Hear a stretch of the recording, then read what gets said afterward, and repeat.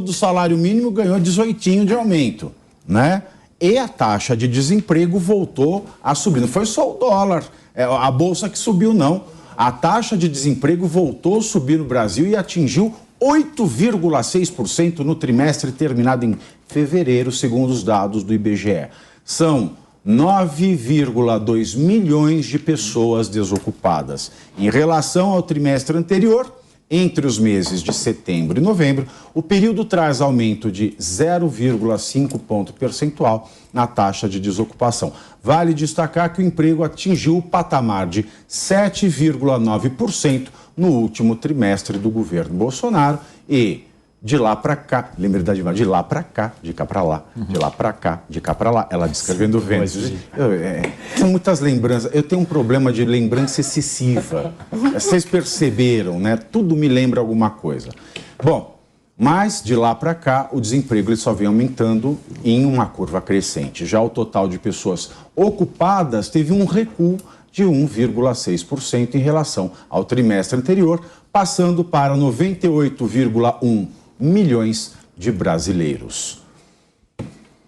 Meu querido amigo Musa, o que será do brasileiro? Ele vai ficar condenado às bolsas do Brasil? Esse é um problema grande que volta no que ele falou, né? A gente criou uma economia sustentada por um Estado, e isso não é de hoje. E para tirar isso, a gente precisa de vários planos de sustentabilidade econômica pensando no longo prazo. E não é o que a gente vê aqui, baseado no que a gente discutiu hoje, porque, de novo, a gente só está crescendo o nosso endividamento, crescendo o nosso aumento do gasto. Esse dado aqui no começo do ano, ele normalmente apresenta algumas distorções, até porque você teve muita contratação, você pode ter muita contratação pontual no final do ano, que de repente são mandados embora no começo do ano. Mas, de novo, o que eu vejo como eu falei no começo, eu que lido com bastante gente, empresários, que são grande parte meus clientes dentro do mercado financeiro, há sim um certo receio e puxada de freio de mão, principalmente por conta da incerteza do que vem adiante. Então, claro que tem isso.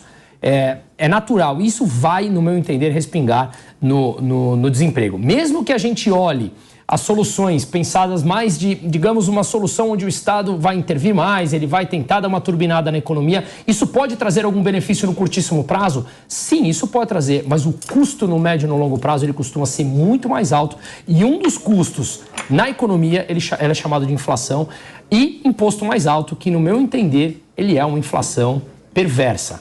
Então, no meu entender, a gente precisa de novo, voltar a entender que o Estado, como se propõe, no médio e no longo prazo, ele é muito mais catastrófico do que gera benefícios. Então, essa taxa de desemprego pode sim continuar surpreendendo nesse caso. Sim. Olha, Elaine, eu vou fazer uma pergunta. Diante do arcabouço da inexistência do PAR, né, que é a reforma tributária, eu tenho que o aumento de receita vai ser por fiscalização, ou seja, a empresa autuada, e existe a indefinição tributária, que é a empresa taxada. Nesse cenário, alguma empresa vai investir e criar novas vagas? Claro que não.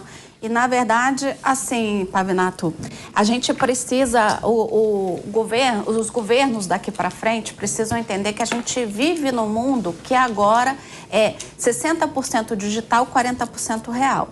Então, por que eu estou falando isso? Porque a primeira coisa que o governo Lula quis bater foi na uberização, na questão dos empregos de Uber.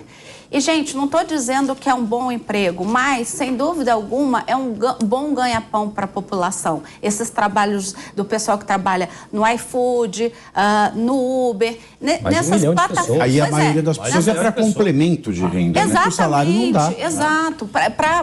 E muitos não querem ser registrados, preferem trabalhar desse jeito. Então parece que empreendedor individual, né? A gente parece que volta, desculpa te interromper, mas não querer, mas também não poder. Porque se você tem 2 registros na carteira, um dos dois vai ter problema. Mas esse tipo de discurso parece que a gente continua com a mesma ideia trabalhista dos anos 80. Exato. A gente precisa avançar. Era o que eu ia falar. E a minha preocupação, preocupação é eles até retornarem na questão da reforma trabalhista, que também foi um avanço que a gente teve. Claro. Claro. Provavelmente o governo Lula, por conta da plataforma social dele... Tem essa indefinição ainda, indefinição social tributária e trabalhista. É o que eu falei, o empresário puxa o freio de mão. Então, ou seja, vai ter decréscimo de vaga. Exato. Se o governo não se ligar que ele precisa parar de bater em algumas coisas, parar de bater no Banco Central, parar de bater na uberização, é super importante fazer uma consulta pública, criar um debate sistemático sobre esses empregos que eu chamo de empreendimento individual, que é da internet. Tem muita gente ganhando dinheiro com e-commerce, pequeno e médio empresário ganhando com e-commerce. Quantas pessoas ganham com e-commerce? Vendendo perfume do Jequiti lá no seu perfil no Instagram. Vai ser, hein? Vai ser o máximo esse perfume. O seu, hein? Vai ser o máximo. Eu quero estar no lançamento. Vou perfumar o Brasil. Eu acho. Nossa Você já é perfumado. Vou para Brasília. O perfume da Jequiti. Mas podia... Já está lançado. A Elaine vai falar com a Patrícia Bravanel. Nós vamos lançar isso aí. Muito bem. E é isso. Então, assim, o mundo digital é um mundo que tem que ser respeitado e tratado à parte, tem que ser tratado como um gerador de emprego, né? Principalmente de trabalhos de empreendedor individuais, de empreendedorismos individuais e pequena e média empresa. Se o pequeno e médio empreendedor está na plataforma de governo do Lula, ele tem que pensar a internet, ele tem que pensar desses empregos que sobrevivem do mundo digital e não bater. A uberização, como ficou batizado, precisa ser debatido com mais seriedade. Elaine, mas favor, esse governo do PT, historicamente, é um governo que não tem essa linha de pensamento. É um pensamento antigo. A gente falou aqui de 80, talvez anterior a isso. É um pensamento atrasado. Não existe o mercado e nós. O mercado somos nós. Exato. Não existe nós contra eles, que é o tipo de política que o PT prega e só prejudica a sociedade. Hashtag somos todos mercado. É isso. O mercado somos nós, cada um de nós, gente. Os agentes econômicos. Exatamente. Não é só o Walter, não. Não é só o Walter, não. Somos todos nós. Exato. E esse não é o pensamento do PT. Então vai sempre ter uma pequena tensão, sempre ter uma tensão entre nós, o mercado, e a linha de pensamento que o PT, de certa maneira, representa. Então, se você tem uma taxa de juros elevada como nós temos hoje no Brasil, uma incerteza tributária como a gente tem aqui... Os juros são as juras. As juras são imensas. As juras são eternas, só não são cumpridas. Só não são cumpridas. Você tem uma taxa de juros elevada, você tem uma incerteza fiscal no Brasil, você tem um governo que está 91 dias sem apresentar absolutamente nada.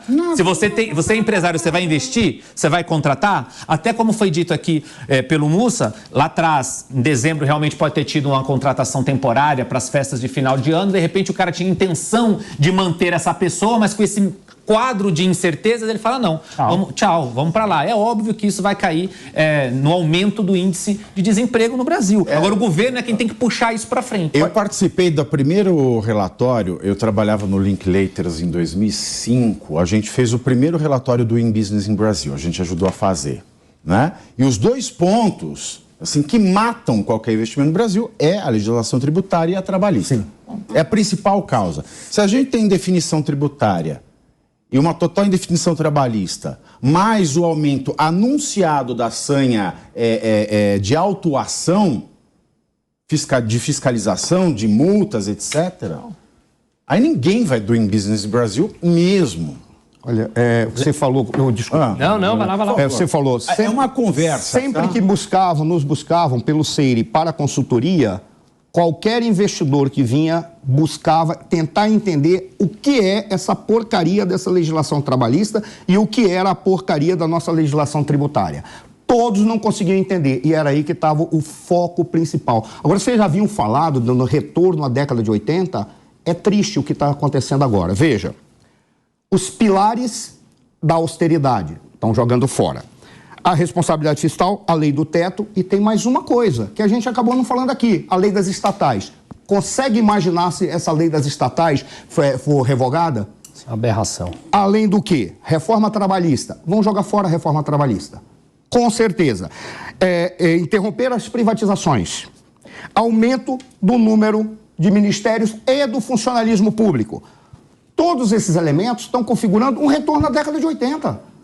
O problema é que ele não consegue entender que a dinâmica da economia é outra, não é mais uma economia que não tinha informática, não tinha o mundo digital, não tinha aceleração da história. Pô, imagina, se tem 10 anos que a gente consegue conversar com o mundo num telefone. Ou trabalhar de qualquer lugar. Ou trabalhar de qualquer lugar. A expectativa do arcabouço, e a expectativa do arcabouço é com base nos anos de 97 a 2010. Gente, o YouTube foi criado em 2007. Ou seja, é uma realidade totalmente... Olha a lógica deles, ultrapassada, por mais que seja pouco tempo, olha a lógica deles. Como é que a gente resolve os abusos do Uber com relação aos seus parceiros? Vamos criar uma relação trabalhista com eles. Eu posso dar uma solução. Zera imposto e enche de Uber aqui no Brasil. Uber 1, Uber 2, o Zé Uber, o Uber do Caneco, um monte de gente concorrendo. É o que foi que aconteceu no início, quando veio a 99, foi comprada pela Didi. O que a Didi fez? Botou lá embaixo os preços, encheu de gente e conseguiu concorrer com o Uber. Falou uma coisa muito óbvia, mas, por exemplo, eu morava... Você Onde falou, esse povo vai trabalhar, eu morava na Espanha e trabalhava daqui do Brasil e tudo bem com o horário, mas você tinha uma outra empresa aqui no Brasil, a Cabify, que foi embora. Foi embora. Era uma espanhola, isso. E então, aí? mas O que nós vamos fazer? O que o povo quer saber? Para você ver como volta nos anos 80, a solução do ministro é, então beleza, o Correio faz um aplicativo. Professor, e eu Parece um correio que já... eu Presta complementaria atenção, mais uma coisa. isso é uma ofensa à Acabou inteligência. consignado. A nossa inteligência. Vai voltar, vai voltar. Chegaram num acordo agora. Perceberam que foi uma Vai chegar, né? Um empréstimo de risco, Então, né? é outro tipo de ideia dos anos 80. Você colocar preço teto nas coisas. Gera escassez. É muito claro isso. Já tem... Põe ter preço teto nas coisas, só não põe no gasto, né? Só no gasto que não. Sabe por que não? Incrível! Sabe por que não, Pavinato? Porque gasto é igual a investimento e os livros de economia estão superados. Não foi isso que alguém falou esses dias?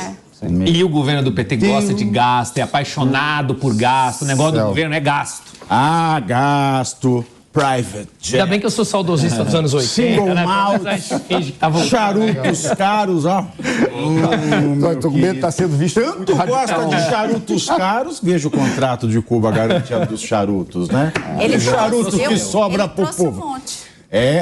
Nós precisamos um dia fazer uma cena de Poderoso Chefão, sequência... Final da sequência 1 ou sequência 2 que eles vão pra Havana, que tem a Revolução do Fulgêncio? É o 2. É o 2. É no 2, muito bem, muito bem. Poderoso Chefão. Quem não assistiu, deve assistir. Uma aula, né? Bom, uma aula, licença. Bom, agora, a notícia é que parou o Brasil, a mais comentada de todas, né? O que todo mundo perplexo com Seu isso. perfume. Não é meu perfume, não. É o fim da prisão especial. Pois é. Se você que fez faculdade só para ter série especial, meu filho, arcabouço a mamata, meu amor. Agora é o calabouço normal. É o calabouço normal. Não adianta mais fazer pelo menos eu vou para uma série.